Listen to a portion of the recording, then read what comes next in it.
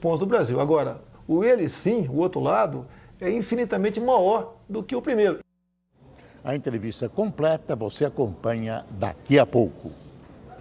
A Polícia Federal apresentou no fim da tarde o relatório final do primeiro inquérito sobre o ataque ao candidato do PSL à presidência, Jair Bolsonaro. Ao vivo de Brasília, a repórter Renata Teodoro tem as informações. Boa noite, Renata. Afinal, o que o inquérito da Polícia Federal apontou? Oi, boa noite, Amanda, Boris, boa noite para você que acompanha o Rede TV News.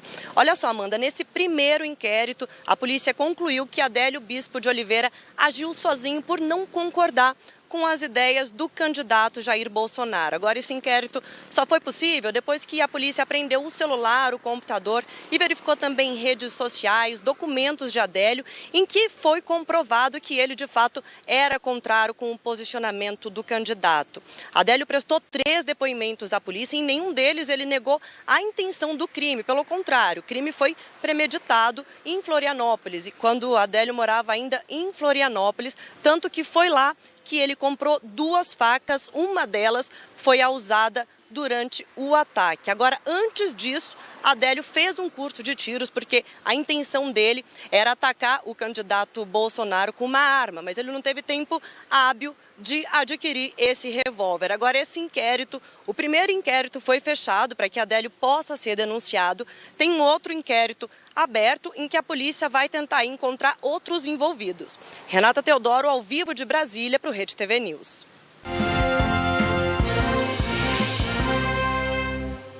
Veja agora como foi o dia dos candidatos à presidência da República em campanha eleitoral pelo Brasil. Fernando Haddad, do PT, cumpriu a agenda em Goiânia e fez caminhada com apoiadores pela região central da cidade. O candidato diz que, se eleito, pretende fortalecer a agricultura familiar e a empresa brasileira de pesquisa agropecuária e falou da importância do projeto da interiorização da educação no país. Geraldo Alckmin, do PSDB, fez caminhada e cumprimentou eleitores em São Miguel Paulista, na zona leste de São Paulo. O candidato diz que vai recuperar economia, emprego e renda para a população, em especial para as mulheres, com a promessa de que terão mais creches e escolas para deixar seus filhos. O Brasil vai voltar a crescer! Marina Silva, da Rede, cumpriu a agenda de campanha no Amazonas. A candidata se encontrou com lideranças políticas, esteve na Fiocruz de Manaus e visitou a Associação das Donas de Casa do Amazonas. Vamos ver agora como foi a agenda dos demais candidatos à presidência da República. João Amoedo, do Novo, cumpriu a agenda no Rio Grande do Sul. O candidato se reuniu com apoiadores em Novo Hamburgo e concedeu entrevista para uma rádio em Passo Fundo. Álvaro Dias, do Podemos, fez caminhada e cumprimentou eleitores pelo centro de Goiânia. O candidato almoçou na Federação do Comércio do Estado de Goiás, onde fez críticas à polarização política e à corrupção. Henrique Meirelles, do MDB, cumpriu a agenda em Curitiba e se encontrou com lideranças e empresários na Associação Comercial do Paraná. O candidato diz que, se eleito, seu governo tem condições de ampliar o parque industrial do estado. Vera Lúcia, do PSTU, cumpriu a agenda em Porto Alegre. A candidata fez caminhada pelas ruas do centro, acompanhou a Assembleia dos Trabalhadores da Educação e participou de ato público no Largo Zumbi dos Palmares.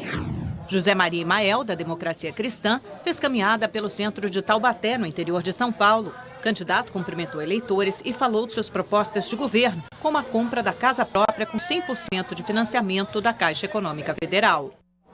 Ciro Gomes, do PDT, concedeu entrevista por telefone a uma rádio de Porto Alegre e teve encontro sobre políticas públicas para as mulheres. Guilherme Boulos, do PSOL, foi entrevistado de um programa de rádio em São Paulo. João Goulart Filho, do PPL, cumpriu a agenda de campanha em Brasília. Cabo Daciolo, do Patriota, não teve agenda pública. Há 9 dias do primeiro turno, a polarização entre Jair Bolsonaro, do PSL, e Fernando Haddad, do PT, se aprofunda. É o que mostra a pesquisa XP e PESP divulgada hoje.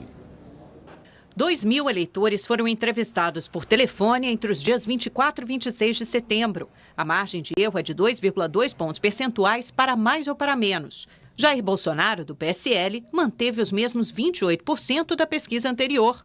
Fernando Haddad, do PT, se isolou no segundo lugar, cresceu de 16% para 21%. Ciro Gomes, do PDT, não oscilou e continua em terceiro lugar com 11%. Geraldo Alckmin, do PSDB, subiu de 7 para 8. Já Marina Silva, da Rede, passou de 6 para 5. João Amoedo, do Novo, com 3%, não oscilou. Álvaro Dias, do Podemos, foi de 3 para 2%.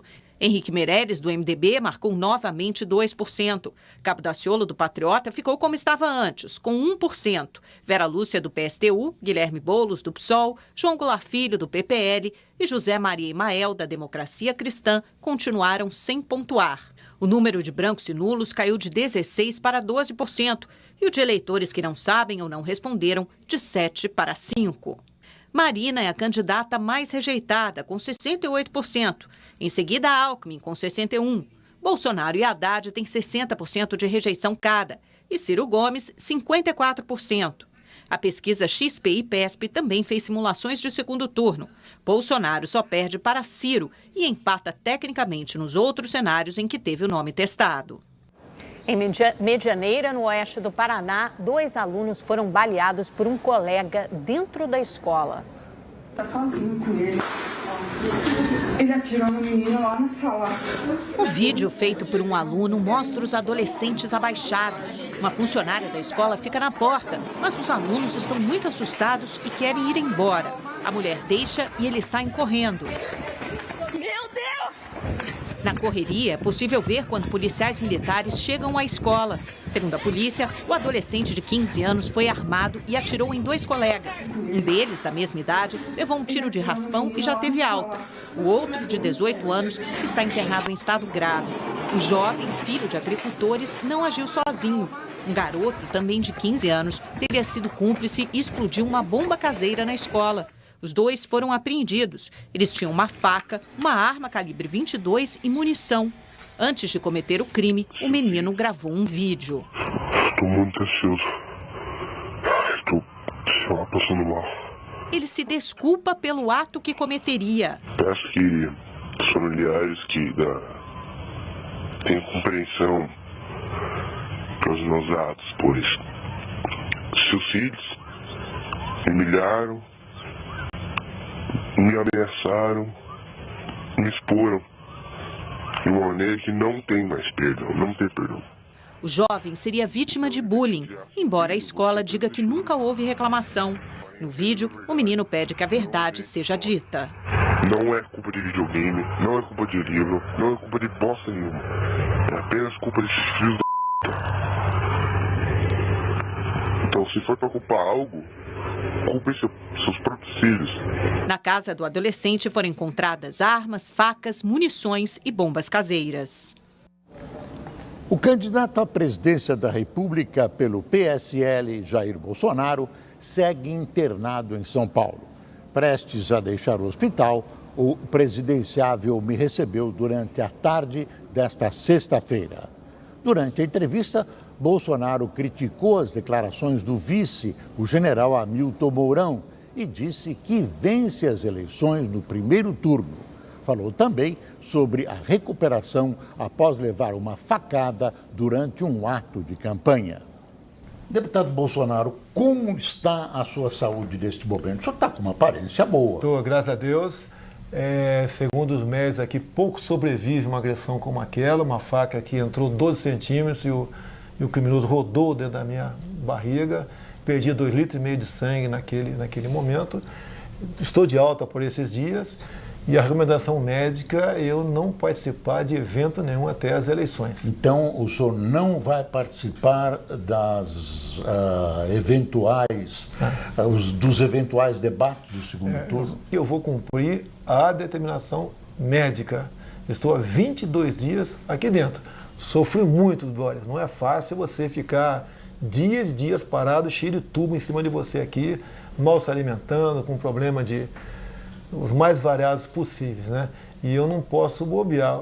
Até eu falando demais, eu posso ter problemas com o meu intestino e eu ter uma recaída e ter que ser reinternado. Essa, então, é a recomendação médica. Mas isso significa que o senhor vai participar dos debates ou não? Dificilmente eu participarei de um debate. Dificilmente eu participarei de um debate. Dependeria de uma liberação médica, que eu acho que é quase impossível ele me conceder essa liberação. Neste fim de semana, a imprensa publicou algumas acusações de caráter grave que envolvem a sua vida conjugal no passado. Há furtos, enfim, há uma grande briga que envolve, o senhor já era deputado naquela época. O que há de verdade nessa história? Primeiro, eu não me furto a responder qualquer pergunta nesse sentido. Agora, deixo bem claro, o processo correu em segredo de justiça. A revista não poderia ter acesso ao mesmo. Estamos tomando providência contra o dono do cartório, o juiz e a própria editora Abril.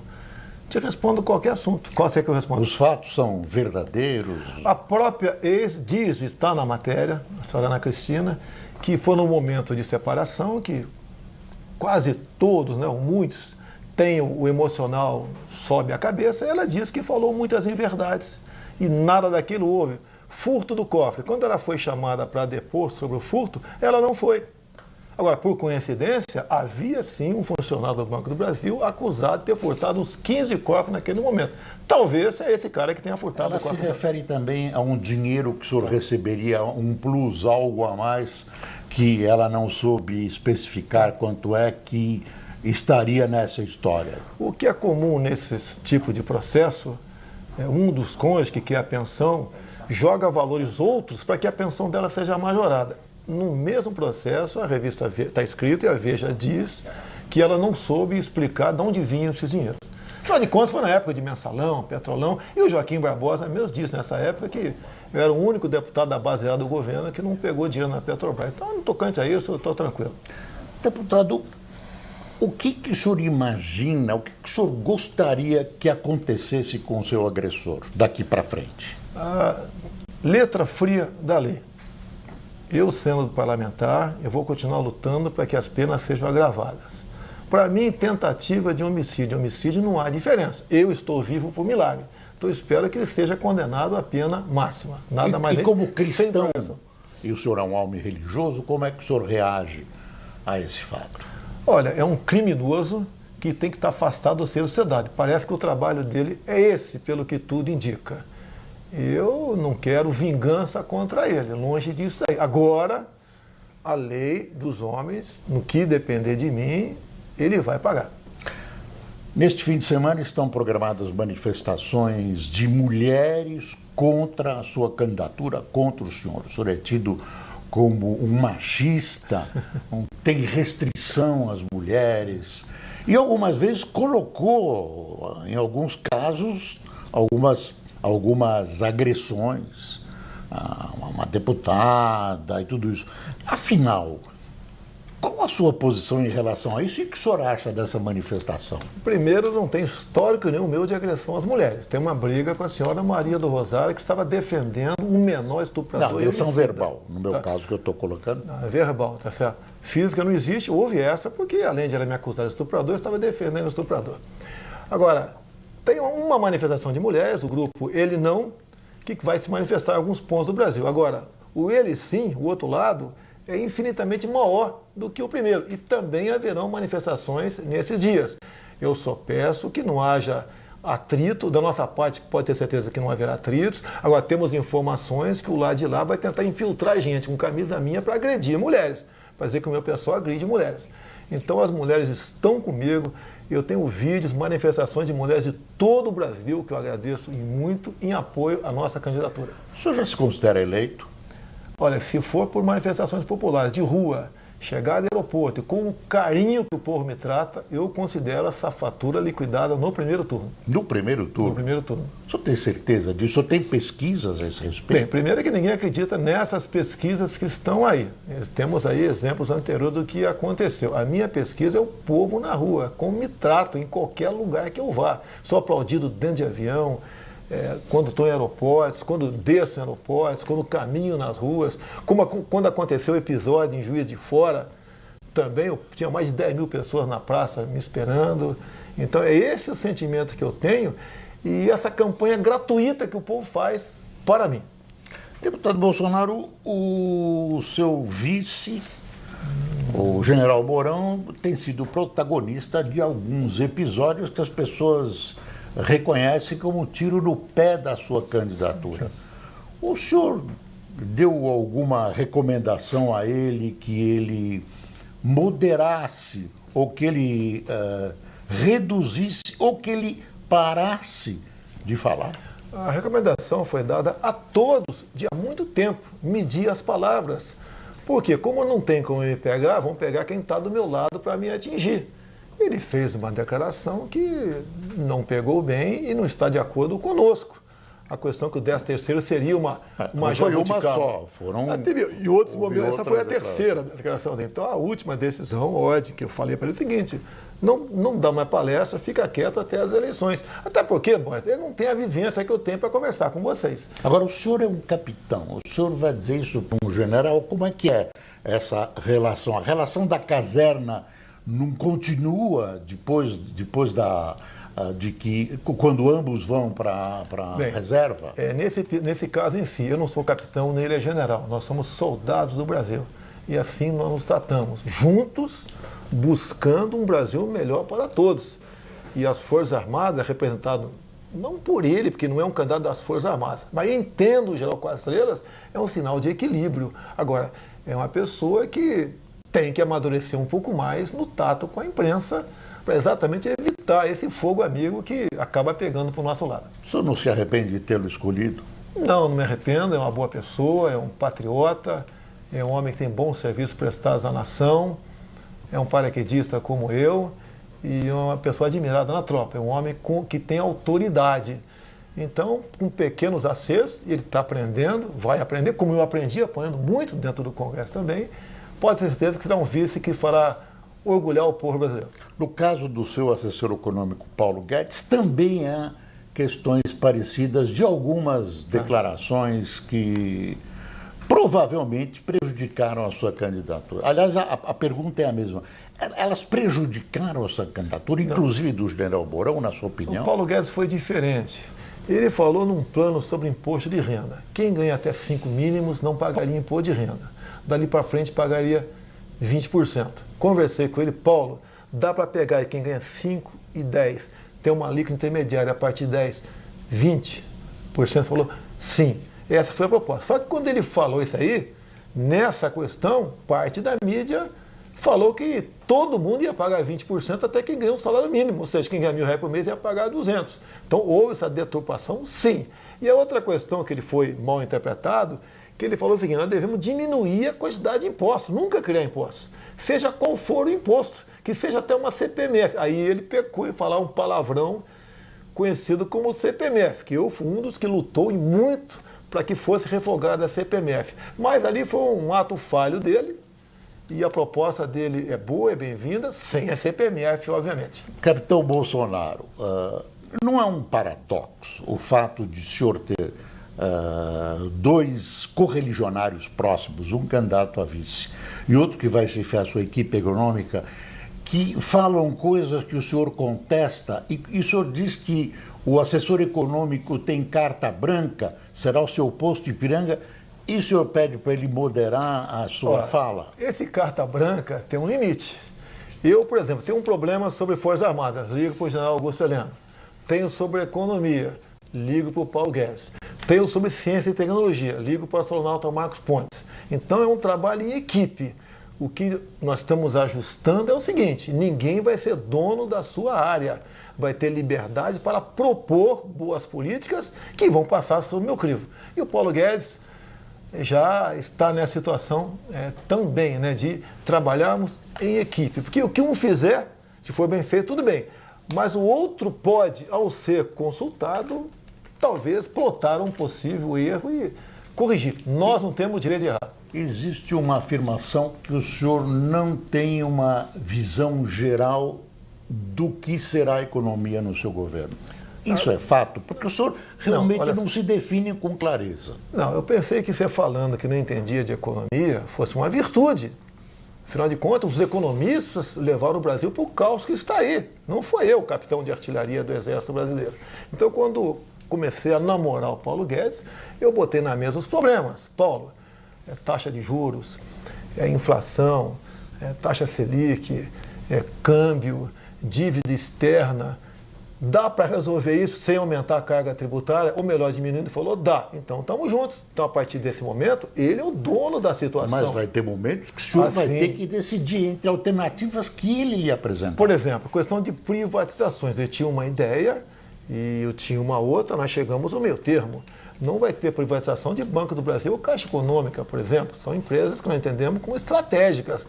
Agora, as demais, de acordo com o modelo, nós podemos conversar sim. No primeiro momento, umas 50 aproximadamente, que foi criada pelo PT, no meu entender, tem que ser privatizada ou extinta.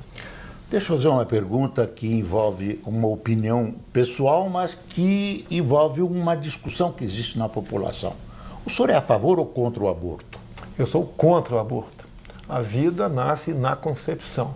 Sempre fui dessa maneira. O meu trabalho dentro da Câmara. E digo mais, se eu for presidente, se porventura a Câmara ou o Senado aprovar uma lei sobre aborto, com a minha caneta do povo, eu veto essa proposta. Se a Câmara ou o Senado derrubar o veto, daí paciência. E as acusações de homofobia? São rótulos. Tá? A minha briga é contra o material escolar desde 2010, quando apareceu o tal do kit gay, onde o Haddad era o ministro da Educação. Não podemos admitir, Bori, que nas escolas, criancinhas de 6 anos de idade tenham acesso a esse tipo de material, de meninos se acariciando, de meninas se beijando, porque você está ensinando algo que compete aos pais e não à escola. O senhor falou do Haddad. O que o senhor acha do Haddad, pessoalmente? O senhor deve ter encontrado com ele pelos corredores das emissoras de TV e nos jornais durante os debates. O que o senhor acha, pessoalmente, do seu grande adversário? Eu nunca conversei com ele. Ele é um comunista. Ele é um homem que adora aí a política venezuelana, a cubana. É um homem que se consulta com o presidiário para tomar decisões. Ele não é dono dele. Ele é pior do que um poste. Ele é um pau mandado do Lula. E a meta principal dele, uma vez eleito, caso seja eleito, é indultar o Lula e acabar com a Lava Jato. E daí o Brasil se mergulhará num caos. O que eu penso dele não é da minha cabeça, isso é uma realidade. Você pode ver, o próprio Zé Dirceu acabou de declarar que ganhar a eleição é uma coisa, tomar o poder é outra. É isso que ele quer fazer. Será mais que umas eleições. Então a preocupação existe, é muito grande, com essa questão ideológica do senhor Haddad e toda essa equipe do PT. Uma preocupação com uma eventual vitória sua, presidência da República, é como governar sem uma base política consistente. No Congresso, hoje, o senhor não tem base política. Há 4 anos, quando eu resolvi candidato, comecei a preocupar com isso. Há 2 anos, o Onyx Lorenzoni assumiu essa missão. Nós temos mais de 120 parlamentares que, de forma individual, querem colaborar com o governo. O grande problema que o parlamento atravessa, e nós temos que botar um ponto final, é que líderes partidários funcionam como líderes sindicais. E existe muito deputado sério, honesto dentro da Câmara. E esses estão do nosso lado, estarão prontos para governar o país ao nosso lado. E mais ainda, o meu partido, com toda certeza, vai ter um apelo e muita gente vai votar nos candidatos a federal do PSL. O senhor conhece a Câmara melhor que eu e que a maioria dos telespectadores. A Câmara, há muito tempo, tem um funcionamento, digamos, distorcido. Sim. Tem o toma lá da cá, cargos, etc, etc. O senhor acha que muda com a sua eleição? Muda, até porque você pode ver, nenhum partido médio se coligou comigo. O próprio Centrão é um ajuntamento de partidos fisiológicos. O próprio Paulinho da Força negociou com o candidato a presidente do Centrão a volta do imposto sindical. O que acontece normalmente? Nos últimos 20, 30 anos, acabou as eleições, o presidente eleito pega ali os 10, 12 líderes da maior bancada, vai para um canto lá do Palácio do Governo e negocia, diretoria da Petrobras para você, de banco estatal para não sei quem, ministério para não sei o que lá, e daí está montado o governo. Isso chama-se governabilidade. Eu chamo isso de roubabilidade. Isso tem que deixar de existir. Um presidente sério, honesto, ele tem que escalar um time que dê satisfação às necessidades do povo. Não, eu admito que o presidente tem essas intenções. O que eu duvido é que a resposta do lado de lá seja efetiva, com um cachimbo. Faz a boca torta. Nós sabemos que, provavelmente, a renovação no Congresso será baixíssima. Então a pergunta que se faz é a seguinte: como governar com boa vontade, com boas ideias, que eu acho que todos os candidatos têm, sem um apoio maciço que possa permitir até reformas constitucionais no Congresso Nacional? Foi tratado com os grupos parlamentares os problemas regionais, estaduais, e levantamos todos, atendemos todas as bancadas, as mais variadas possíveis, sem o tomar lá da cá. Isso foi acertado entre nós. Nós, Boris, não podemos continuar fazendo essa política feita até hoje. Isso leva à ineficiência do Estado e à corrupção. Quando eu falo em deputados honestos, são parlamentares honestos, sim, que não querem conversar com o Sérgio Moro em Curitiba. Então, nós queremos resgatar o Congresso. Hoje em dia, Boris, quem tem coragem de chegar na rua e falar que é deputado federal? Vamos acabar com isso. Essa é a intenção. E outra, eu não estou coligado com ninguém, não tenho acordo com nenhum médio partido, nada. Eu estou sozinho nessa briga. Agora, tenha certeza, mais de 40% da bancada do Centrão, de forma individual, trabalha para a minha campanha. Pega o santinho deles na rua. Está a minha fotografia lá, nesses caras que deveria estar a cara de outro candidato. Como é que o senhor vai se relacionar com os governadores de oposição? Governador... as pessoas estão falando pouco, a eleição presidencial cria uma sombra sobre as eleições de governadores. E governador é importante. Como é que o senhor vai se relacionar com os governadores da oposição? Nós não podemos penalizar o povo por uma questão ideológica da minha parte. Você tem que respeitar a vontade popular. Mas, obviamente, você tem que tudo é priorizado. Nós vamos priorizar os problemas mais graves e os governadores mais afinados conosco. Um governador, por exemplo, um partido que faz uma oposição radical, né, nós vamos tentar não atrapalhar, não beneficiar a população daquele estado, mas vai ter um tratamento secundário. Forças Armadas. As pessoas insistem em afirmar que o senhor tem um olhar especial para as Forças Armadas, da onde o senhor é originário. E essas pessoas falam num perigo de golpe. Como é que o senhor reage a isso? E o golpe seria feito através do senhor, quer dizer, conduzido, levado, permitido, bem visto pelo senhor. Existe isso? Olha, teve um impeachment agora. Quem está dizendo que foi golpe? Foi o PT dizendo que foi golpe. Da nossa parte não existe golpe. Seremos escravos da Constituição e da legislação. É assim que ser tratada a coisa pública. E governaremos, Boris, pelo exemplo. E como o senhor vai tratar o Exército? Olha, eu sou o capitão do Exército Brasileiro, vai ter tratado com dignidade, que não foi tratado nos últimos anos. Tem uma Força Armada sucateada, os seus integrantes, uma remuneração pior existente dentro do próprio Poder Executivo, e devemos resgatar, porque se lembra das Forças Armadas para tudo. Tá?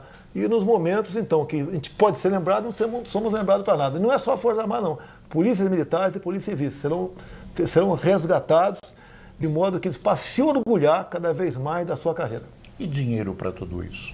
Não tem, você tem toda a razão. Agora, você tem como, ao fazer uma administração, olhando a forma correta de gerir uma gestão adequada, sobra dinheiro porque você tapa o ralo da corrupção. Então dá para você atender em parte alguma coisa assim. O senhor acha que o senhor vai conseguir isso que os outros não conseguiram? Afinal de contas, tivemos vários presidentes que disseram que iam tentar isso e acabaram não conseguindo. Mas você pode ver, durante o próprio processo legislativo, eles falavam isso, mas estavam aliados ao que havia de pior na política, como o Centrão e o PT. Então não adianta eles falarem que vão fazer o que eu estou falando, porque eles não têm liberdade. O Centrão se uniu em troca de alguma coisa. E nós sabemos que coisa é essa, né? É os bens do poder público. Comigo não tem isso. Eu não tenho contato com ninguém. O partido que foi ligado a mim, o PRTB, do Levi Fidelis, foi para trazer o vice para nós, nada mais além disso. E não tem nenhum compromisso com o senhor Levi Fidelis, com o seu partido, a não ser trabalharmos para o bem do Brasil. E a dívida pública? Parece que o general andou deitando falação também sobre negociação da dívida pública. É um capítulo delicado. Ele falou também numa área que não é dele, né? A nossa dívida pública está se aproximando dos 4 trilhões de reais. E a conversa com o Paulo Guedes dá para começar a pagar essa dívida? Ele botou um plano na mesa e falou que dá. Aí entra aquela questão da confiança, a carta branca.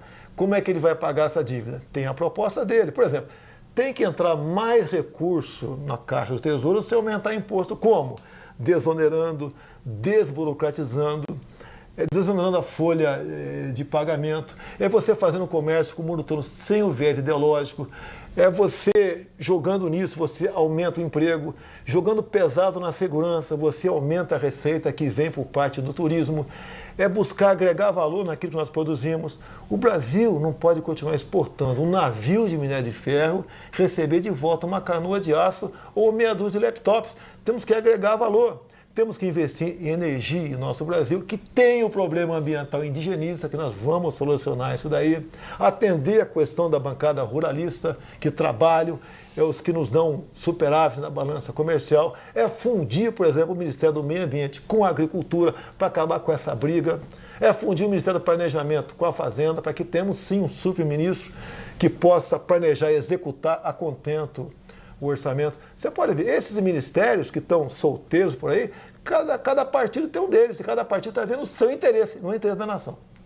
O senhor falou em impostos. O senhor não vai aumentar impostos. Isso é uma condição sine qua non para o nosso economista, até porque nós ultrapassamos a curva de Laffer há muito tempo. Se aumentar qualquer carga tributária, a arrecadação diminui. Ninguém aguenta mais pagar imposto no Brasil. E, finalmente, como é que o senhor vê a pessoa e o governo do presidente Temer? Ele pegou uma economia arrebentada. Agora, é um homem que fazia parte do governo do PT. É um homem que está sendo acusado de muita coisa, que isso não o permite governar.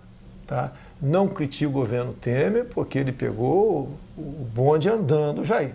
Eu espero, uma vez eleito, aí se aproximar para fazer a transição. E eu quero, Borges, uma política daqui para frente. Eu não quero governar com olhos no retrovisor. Mais uma última pergunta. Dizem que os seus filhos terão ingerência dentro do governo porque eles são políticos. Até que ponto eles vão participar das decisões palacianas, se o senhor for eleito? Não serão ministros, mas os meus filhos, todos, em especial o Carlos, que está há 20 dias comigo aqui, é uma consciência que sempre me alerta do que eu posso ou não posso fazer. Ele bota freio em mim. Isso é muito bom, você ter um filho do teu lado para te orientar, te aconselhar e você tomar decisões corretas. Agora, não farão parte de governo como ministros. Deputado Bolsonaro, em nome da Rede TV, eu queria agradecer a gentileza da sua entrevista e desejar boa sorte nas eleições. Muito obrigado. Nos veremos brevemente no Palácio do Planalto. Jair Bolsonaro acionou o Ministério Público do Rio de Janeiro para pedir a retirada da circulação da edição desta semana da revista Veja. A publicação traz uma matéria em que relata o processo sigiloso envolvendo o presidenciável, sua ex-mulher, Ana Cristina Valle, e o filho dos dois, Renan. Além disso, o candidato também pede uma investigação da conduta da revista Veja. No documento, obtido com exclusividade pelo jornalismo da Rede TV, o advogado do candidato e presidente do PSL, Gustavo Bebiano Rocha, afirma que a divulgação das informações trata-se de gravíssima violação ao princípio da dignidade humana de todos os envolvidos no processo e pede ação pronta e eficaz do Ministério Público do Rio de Janeiro para impedir a circulação dos exemplares desta edição da revista. A Veja não se pronunciou sobre o assunto. Em um vídeo divulgado nas redes sociais, Rogéria Bolsonaro, ex-mulher de Jair Bolsonaro, defende o candidato à presidência das críticas e do que chamou de injustiças. A íntegra do vídeo está no portal da Rede TV. Olá, pessoal. Sou Rogéria Bolsonaro, mãe do Flávio, do Carlos e do Eduardo. Mais uma vez estamos aqui para desmentir mais uma agressão que o Jair está sofrendo de novo, né? E dizer para vocês, o Jair nunca foi uma pessoa agressiva, sempre foi um ótimo pai, uma pessoa super carinhosa, nunca levantou um dedo sequer para tentar alguma agressão comigo ou com os meninos. E se você quiser rever a entrevista com Jair Bolsonaro ou então qualquer outra matéria do Rede TV News, assine agora o canal da Rede TV no YouTube. Lá você pode assistir a íntegra de todos os nossos programas. Por isso, acesse agora youtube.com/redetv. Está chegando a hora de um dos clássicos mais disputados do futebol mundial. Amanhã, pela Premier League, a partir da 1h25 da tarde, você acompanha Chelsea e Liverpool. Dois técnicos felizes nessa sexta-feira. Primeiro, porque amanhã é dia de jogaço. É um grande jogo, Chelsea versus Liverpool. Segundo, porque o jogaço é entre duas equipes que adoram atacar. They play for winning. Eles jogam para ganhar, nós também jogamos para ganhar, então deve ser um jogo aberto. So maybe it will be an open match. Dois times ofensivos, mas também preocupados com a defesa, tanto que investiram pesado para não sofrer gols. Alisson chegou no Liverpool como o goleiro mais caro da história do futebol. Mas o reinado durou poucos dias, só até o Chelsea pagar 347 milhões de reais para tirar o espanhol Kepa do Athletic Bilbao. Um levou apenas 2 gols em 6 rodadas, o outro sofreu só 4. Estrelas no gol, no meio, no ataque. Não é fácil enfrentar esses times de Premier League que mais parecem seleções. Como você faz para parar o Jorginho? Você tem ele, e o William vai estar lá. E o Morata, ou o Giroud. Pode ser a Premier League ou a Champions League. O Liverpool está pronto para ganhar alguma coisa importante. Importante de verdade é não perder nenhum segundo desse clássico. E aí em São Paulo, Fernando Fontana, todo mundo já ligado no relógio para o grande jogo de amanhã? Olha, Renato Senise, aqui em São Paulo, todo mundo está respirando esse grande clássico, até o relógio está mostrando, olha, 13h25 na telinha da Rede TV, tem Chelsea e Liverpool amanhã, todo mundo vai acompanhar, inclusive tem treinador que já falou que vai ficar ligadaço no nosso canal para assistir esse grande jogo. Eu gosto muito do treinador do Chelsea, o Sarri, desde que ele era do Empoli, depois foi pro Napoli. Eu fiquei um mêsinho em casa, 1 mês e 15 dias em casa, eu vi bastante. E quando eu estou de férias também eu gosto de assistir bastante. E olha, não são só os treinadores que vão acompanhar essa partida. Os torcedores estão numa expectativa grande para ver Chelsea e Liverpool na telinha da Rede TV. Veja. Vou torcer pro Liverpool ganhar. Eu aposto no Liverpool por ter a base já do ano passado, chegou na final da Champions. E o Chelsea está se construindo de novo, mas mesmo assim é um time muito forte. Vamos parar e vamos prestigiar sim. Essa transmissão da Rede TV está sendo muito importante para o futebol mundial.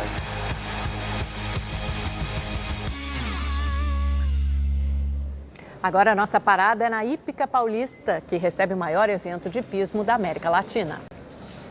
O Campeonato de Salto Indoor da Sociedade Hípica Paulista reúne a elite do hipismo brasileiro e mundial.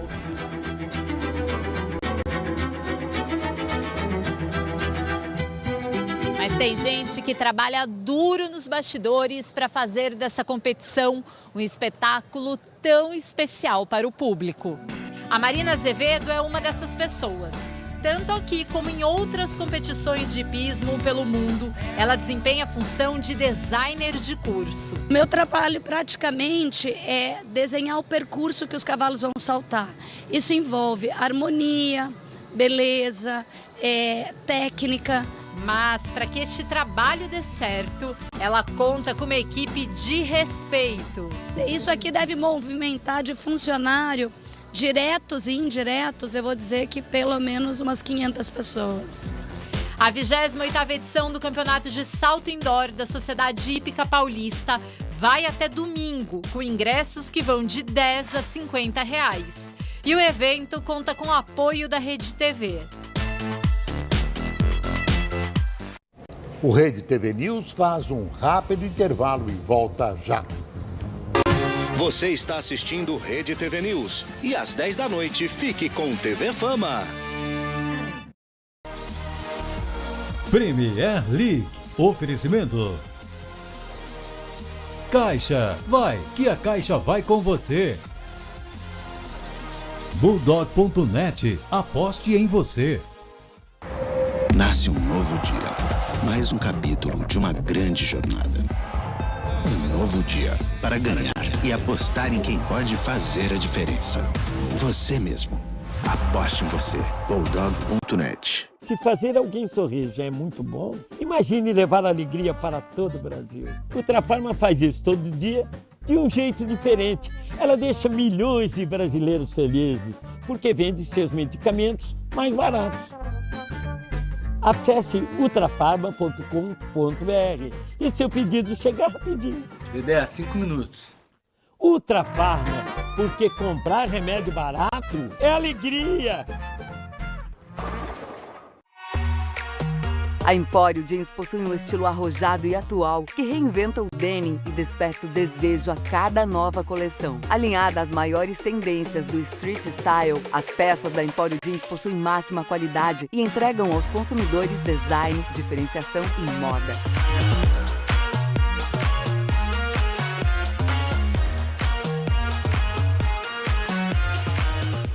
Empório Jeans. Paixão sem limites. Já pensou em ter uma casa de novela? Igualzinha que aparece na TV? Vem pra Casas Bahia, só que tem tudo pra deixar sua casa assim, igual de novela. Não é incrível? Aproveita! Aproveite estas ofertas. J5 Prime, só R$ 49,90 mensais. Guarda-roupa New Durban, 3 portas e 9 gavetas, só R$ 799. TV 32 Samsung, só R$ 999. Ventiladores 30 centímetros a partir de R$ 69,90. Só na Casas Bahia você pode ter uma casa de novela. Vem pra loja, acesse o site ou baixe o aplicativo. Se você não sabe ainda... Letra da música em animação nas cores amarelo, verde e branco. Com cuidado, não é hora de arriscar. Ouça a voz do coração, aperte o 1, aperte o 2. Vote Ciro presidente, pra não se arrepender depois. Nem A, nem B, é C de Ciro. Nem A, nem B, é C de Ciro. Vote Ciro presidente, pra não se arrepender depois. Foto de Ciro sorrindo. Que tal participar da promoção Brincando na Moda Riachuelo? Quem comprar 4 peças do departamento